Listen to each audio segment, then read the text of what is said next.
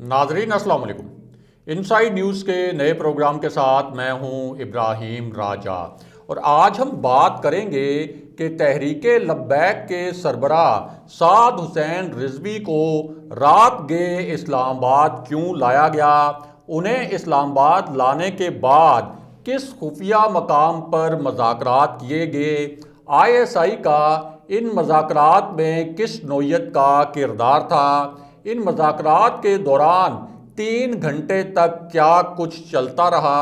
वो कौन सा अहम तरीन नुक्ता था जिस पर इस मुज़ाकरात के दौरान डेड लॉक पैदा हुआ, साद रिजवी के सामने हुकूमत की जानिब से किस किस्म की शराइत रखी गई थी, साद रिजवी की जानिब से इन शराइत पर क्या जवाब आया और तहरीक लब्बैक के धरने में कामों की के इलाके में क्या कुछ होता रहा और इस हवाले से जो नई वीडियो सामने आई हैं उनमें किस नौयत के मनाजिर हैं। हमारे जिन दोस्तों ने अब तक हमारे चैनल को सब्सक्राइब नहीं किया उनसे हम कहेंगे कि हमारे चैनल को सब्सक्राइब कर लें ताकि उन्हें अहम मालूमात बर वक्त मिलती रहें। अब वापस आते हैं आज के मौजू पर, यानी साद हुसैन रिजवी को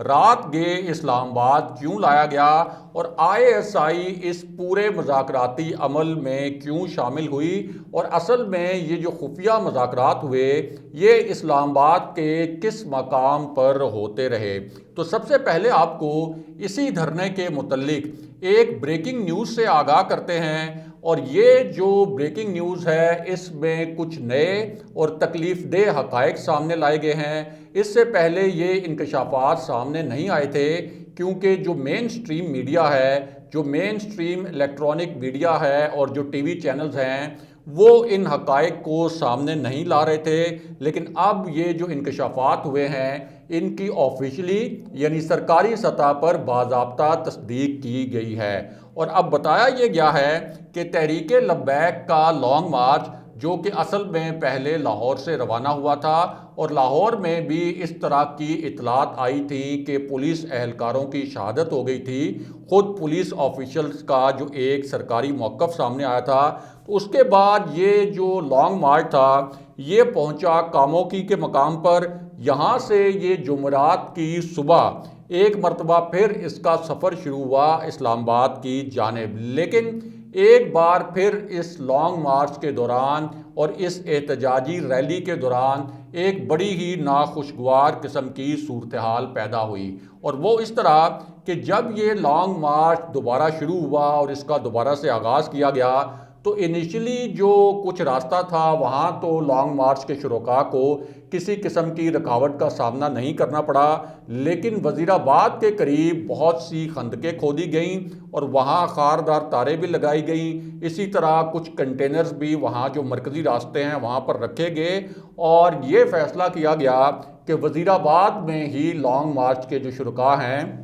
इनको यहाँ हर सूरत रोका जाएगा। अब हुकूमत ने इस पूरी सूरत हाल में एक बहुत बड़ा दावा किया है और इस दावे में कुछ तकलीफ देह इंकशाफात भी हैं। हुकूमत के मुताबिक लॉन्ग मार्च के जो शुरका थे यानी तहरीक लब्बैक के जो कारकुन हैं उनकी जानिब से एक मरतबा फिर पुलिस पर हमले किए गए, पुलिस पर पेट्रोल बम फेंके गए, इसके साथ साथ फायरिंग की गई और ये बताया गया है कि कसूर पुलिस के एक और कांस्टेबल जिनका नाम गुलाम रसूल है वो मुरीद के हॉस्पिटल में ज़ेरे इलाज थे, बहुत उनको गहरे ज़ख्म आए थे, लेकिन अब वो भी शहीद हो गए हैं। यानी 27 अक्टूबर को जो एक दोबारा से आगाज़ किया गया था इस लॉन्ग मार्च का, अब इसमें एक शहादत का इजाफ़ा हो गया है और जो ताज़ा तरीन फिगर बताए गए हैं वो ये है कि अब तक जो शुरका की जानिब से पुरतशद्दुद एक रवैया अख्तियार किया गया हुकूमत के मुताबिक, उसमें 5 पुलिस एहलकार शहीद हुए हैं और सैकड़ों पुलिस एहलकार ऐसे हैं जो ज़ख्मी हैं। इनमें एक DSP भी शामिल हैं, कई SHOs शामिल हैं और कई ASI ऐसे हैं जो कि कारकुनों के तशद्दुद की वजह से इस वक्त ज़ख्मी हैं। दूसरी जानिब तहरीक लब्बैक के अपने दावे हैं। तहरीक लब्बैक का दावा यह है کہ پہلے پولیس کی جانب سے آنسو گیس کے شیلز پھینکے گئے تھے۔ ان کا دعویٰ یہ بھی ہے کہ ان کے بھی کئی کارکن شہید ہوئے ہیں اور بہت سے کارکن زخمی ہیں، لیکن جو آزاد ذرائع ہیں انہوں نے تحریک لبیک کے ان دعووں کی تصدیق نہیں کی، اور تحریک لبیک اب تک اپنے جو شہید ہونے والے ان کے کارکن ہیں جن کے متعلق وہ دعویٰ کر رہی ہے کہ پولیس کے تشدد سے، آنسو گیس کے شیل سے یا پولیس کی جانب سے گولیاں چلانے سے یہ شہید ہوئے ہیں، اب تک نہ تو ان کے نام سامنے لائے گئے ہیں نہ تو ان کے ایڈریسز سامنے لائے گئے ہیں۔ اس وجہ سے تحریک لبیک کے ان دعووں کے متعلق شکوک و شبہات پیدا ہو رہے ہیں۔ دوسری جانب پنجاب میں 2 ماہ کے لیے رینجرز کو تعینات کرنے کا باضابطہ فیصلہ کر لیا گیا ہے، اور اس میں بہت اہم بات یہ ہے کہ آئین کے آرٹیکل 147 یعنی 147 کے تحت پنجاب حکومت کی درخواست پر یہ فیصلہ کیا گیا، اور صوبائی حکومت 2 ماہ تک رینجرز کو جہاں چاہے جس طرح بھی چاہے استعمال کر سکتی ہے۔ اور اہم ترین اور آپ یہ کہہ سکتے ہیں کہ حساس ترین اس میں بات یہ ہے کہ پنجاب حکومت کو انسداد دہشت گردی ایکٹ کی شق 5 کے استعمال کا اختیار بھی دیا گیا ہے، اور یہ جو شق ہے یہ بہت ہی زیادہ اہم ہے، یعنی انسداد دہشت گردی ایکٹ کی شق 5، اور اس شق کے تحت جو نیم عسکری ادارے ہیں ان کو دہشت گردوں کی روک تھام، دہشت گردی کے واقعات کی روک تھام کے لیے استعمال کیا جا سکتا ہے، یعنی رینجرز کو گو ہیڈ دیا گیا ہے، اور جو قانون نافذ کرنے والے دیگر ادارے ہیں ان کو یہ ایک گرین سگنل دیا گیا ہے کہ اگر یہ جو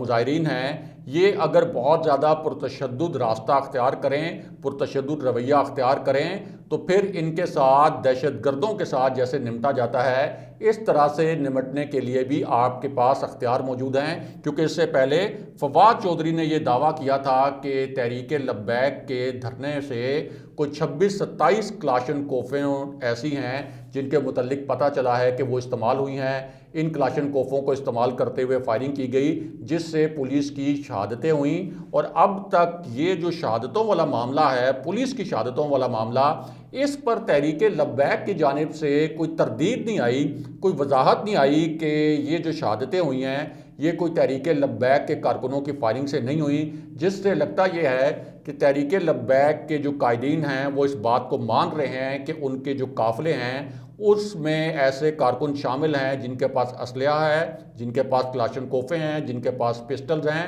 اور انہی پسٹلز اور انہی کلاشن کوفوں کے استعمال سے یہ جو پولیس اہلکار ہیں شہید ہوئے ہیں، ورنہ اگر یہ آتشی اسلحہ استعمال نہ کیا جاتا تو پھر ظاہر ہے کہ پولیس کی شہادتیں اور اتنے بڑے جو نمبرز ہیں کہ اتنی بڑی تعداد میں جو پولیس والے زخمی ہیں، اتنی بڑی تعداد میں پولیس والے صرف پتھراؤ سے زخمی نہیں ہو سکتے تھے۔ اب اس پوری صورتحال میں سعد رضوی صاحب کو رات گئے اسلام آباد کیوں لایا گیا، آئی ایس آئی اس پورے معاملے میں کیوں انوالو ہوئی، اور کس جگہ پر یہ مذاکرات ہوتے رہے، اس حوالے سے بات کرتے ہیں۔ ایک تو آپ کو بتائیں کہ یہ جو مذاکرات کا دوسرا دور شروع کیا گیا تھا یہ اس لیے شروع کیا گیا تھا کہ ایک تو حکومت اور تحریک لبیک کے قائدین کے درمیان پہلے ایک معاہدہ ہوا تھا کہ جب تک یہ مذاکرات چلیں گے اس وقت تک تحریک لبیک اپنا جو لانگ مارچ ہے اس کو آگے نہیں بڑھائے گی، اور ایک مخصوص جگہ پر وہ احتجاج کریں گے، اور اس دوران وہ کسی بھی صورت کوئی پرتشدد رویہ اختیار نہیں کریں گے، اور اگر ان کی جانب سے قانون نافذ کرنے والے اہلکاروں کو کوئی نقصان پہنچایا گیا تو اس کے بعد پھر ان کے خلاف کارروائی ہوگی۔ اس پر تحریک لبیک کے قائدین متفق تھے، انہوں نے ایک ایگریمنٹ کیا تھا، لیکن اس کے باوجود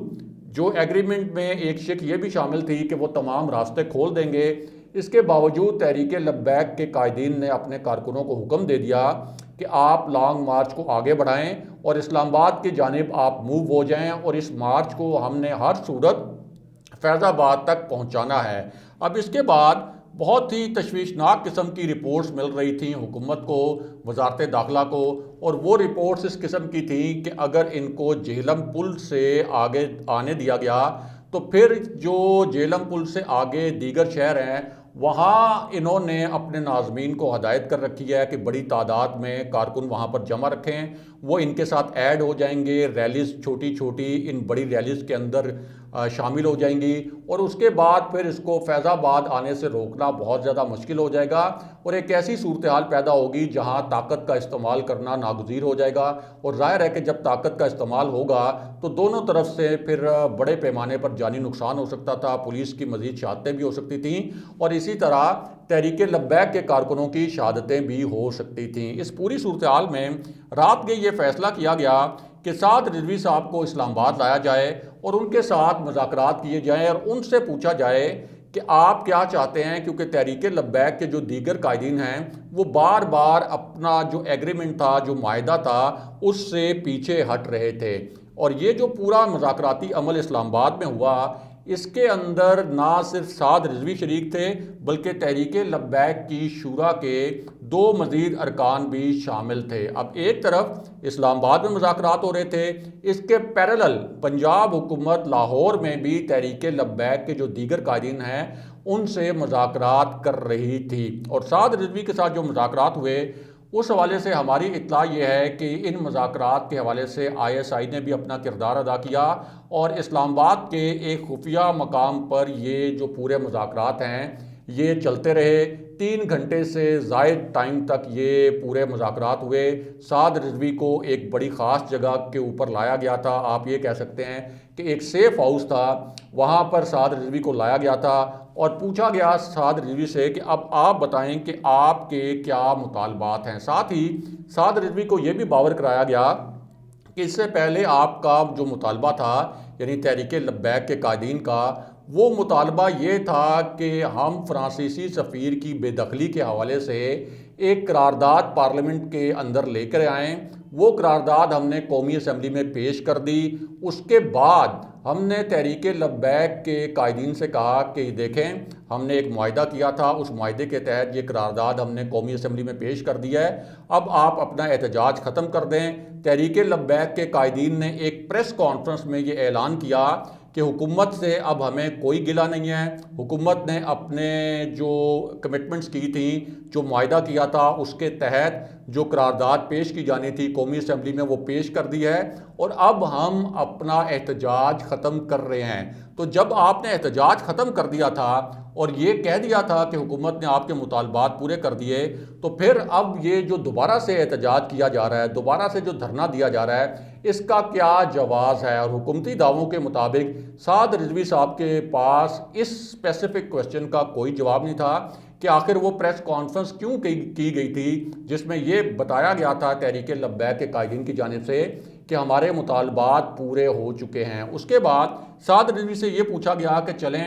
جو ماضی میں ہوا سو ہوا، اب آپ بتائیں کہ اب آپ کے کس قسم کے مطالبات ہیں، کیونکہ فرانسیسی سفیر تو اس وقت پاکستان میں موجود نہیں ہے، فرانس سے پاکستانی سفیر کو واپس بلانا ممکن نہیں ہے، کیونکہ اگر فرانس سے پاکستانی سفیر کو واپس بلایا جائے اور یہاں فرانس کا سفارت خانہ بند کیا جائے تو اس کا مطلب یہ ہے کہ صرف فرانس کے ساتھ پاکستان کے تعلقات خراب نہیں ہوں گے، پوری جو یورپی یونین ہے اس کے ساتھ پاکستان کے تعلقات متاثر ہوں گے، اور پاکستان کو جو معیشت ہے اور جو GSP+ سٹیٹس ہے اس کو ایسا ناقابل یقین جھٹکا لگے گا جس سے پاکستان کی معیشت کی کمر ٹوٹ جائے گی۔ دوسری جانب ہمارے پاس FATF جیسا چیلنج بھی ہمارے سامنے ہے، ہم نے اتنا زبردست طریقے سے FATF کا جو ایکشن پلان ہے اس پر عمل کیا، لیکن سیاسی وجوہات کی بنا پر اور بھارت اور امریکہ کی لابنگ پر پہلے ہی ہمیں اب تک گرے لسٹ میں رکھا گیا ہے۔ تو اگر آپ فیض آباد میں دھرنا لے کے آئیں گے اور آپ ہم سے یہ توقع کرتے ہیں کہ ہم آپ کو نہیں روکیں گے، پھر تو پاکستان کے متعلق یہ ایک امپریشن بن جائے گا کہ پاکستان کے اندر جو بھی جماعتیں ہیں وہ اسلحے کے زور پر، وہ اس طرح کے جلوسوں کے زور کے اوپر پوری ریاست کو مفلوج کر سکتے ہیں، ریاست کو بلیک میل کر سکتے ہیں۔ اور فیض آباد میں جب آپ دھرنا دیں گے تو آپ ذرا ایک لمحے کے لیے سوچیں کہ اس سے ریاستی مفادات کو کتنا نقصان ہوگا، اور جب یہ مناظر انٹرنیشنل میڈیا پر نشر ہوں گے اور اسلام آباد میں جو عالمی برادری بیٹھی ہے، جو عالمی سفارتکار بیٹھے ہیں، پوری دنیا کے جو ممالک ہیں ان کے سفارت خانے اسلام آباد میں ہیں، تو وہ سفیر جب اپنے اپنے ملکوں کے دارالحکومتوں میں اس دھرنے کے متعلق رپورٹس بھیجیں گے تو پاکستان کے متعلق کس طرح کا ایک منفی تاثر ابھرے گا، اور الٹا ہوگا یہ کہ ہو سکتا ہے کہ اقوام متحدہ کے تحت بھی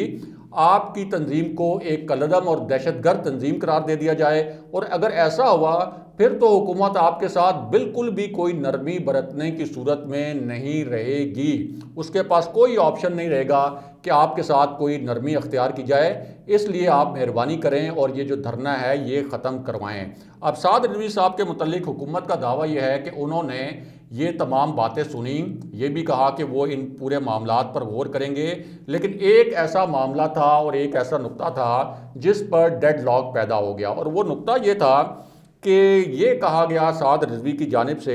کہ پہلے ہمارے مطالبات منظور کر لیے جائیں، اس کے بعد ہم دھرنا ختم کر دیں گے، یعنی پھر ہم فیض آباد کی جانب لانگ مارچ بھی نہیں کریں گے، ہمارا جو لانگ مارچ آ رہا ہے ہم اس کو وہیں سے ختم کر دیں گے، کارکن گھروں کو چلے جائیں گے، لیکن ہمارے مطالبات پورے کیے جائیں۔ اس پر حکومت کی جانب سے یہ کہا گیا کہ یہ بات تو آپ کے قائدین نے پہلے بھی کہی تھی، آپ کے مطالبات پر ہم نے پارلیمنٹ میں قرارداد بھی پیش کر دی تھی، آپ نے دھرنا ختم کیا لیکن دوبارہ شروع کر دیا، تو اس بات کی کیا گارنٹی ہے کہ اب جو آپ کے مطالبات ہیں وہ ہم پورے کریں اور اس کے بعد آپ یہ دھرنا ختم کریں گے اور دوبارہ اسلام آباد کی جانب مارچ کرنے کی کوشش نہیں کریں گے؟ تو اس پر آپ کیا ضمانت دیں گے؟ اب ہمارے ذرائع یہ کہہ رہے ہیں کہ اس حوالے سے ایک ڈیڈ لاک پیدا ہو گیا، اور سعد رضوی صاحب بھی ظاہر ہے چاہتے یہ ہیں کہ جس طرح کے ان کے مطالبات ہیں ان پر منو ان عمل کیا جائے۔ دوسری جانب پرائم منسٹر عمران خان اور حکومت کے پاس اپنی ریزنز ہیں کہ وہ تو نظام مصطفیٰ کو رائج کرنے کے لیے پہلے ہی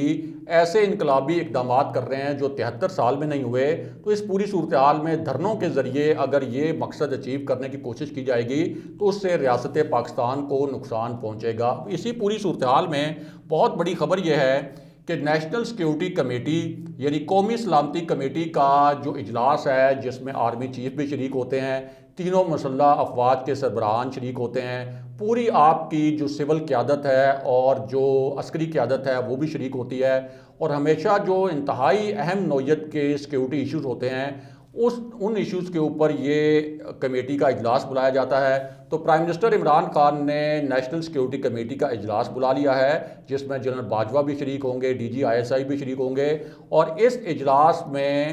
کالعدم تحریک لبیک پاکستان، جس کو حکومت نے کالعدم قرار دیا ہے، اور ظاہر ہے کہ تحریک لبیک پاکستان کا موقف یہ ہے کہ ہم نے کبھی بھی کوئی انتہا پسندی نہیں کی، ان کا یہ موقف ہے، اس لیے ہمیں کالعدم قرار دینا جائز عمل نہیں تھا، لیکن بہرحال اس وقت تو وہ کالعدم ہیں۔ تو اس تحریک لبیک کے جو معاملات ہیں وہ اب نیشنل سیکیورٹی کمیٹی میں ڈسکس ہوں گے، اور نیشنل سیکیورٹی کمیٹی میں پھر حتمی فیصلے کیے جائیں گے کہ تحریک لبیک کے اس احتجاج اور دھرنے کے حوالے سے کس قسم کی حتمی پالیسی اپنانی ہے۔ اگلے پروگرام تک کے لیے خدا حافظ۔